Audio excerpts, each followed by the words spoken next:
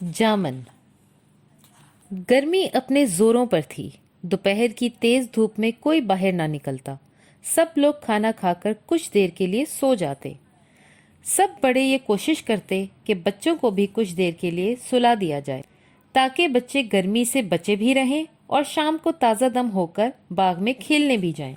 लेकिन दोपहर का आराम या नींद तो बच्चों के कभी करीब ही नहीं आई थी।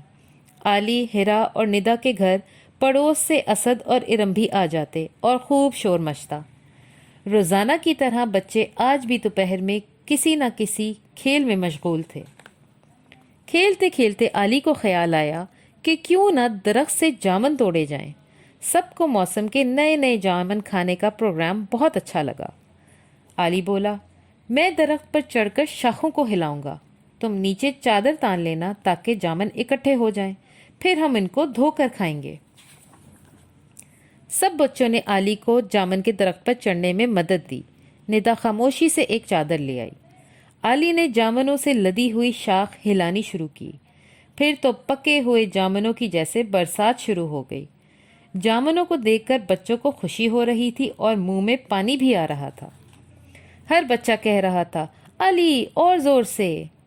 आली ने भी दरख्त की शाख को जोर जोर से हिलाना शुरू किया। चर्र! अचानक शाख जमीन पर आ गिरी और शाख के साथ साथ आली मियाँ भी।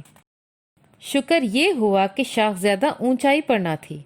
आली मियाँ शाख के साथ एक तरफ को जा गिरे।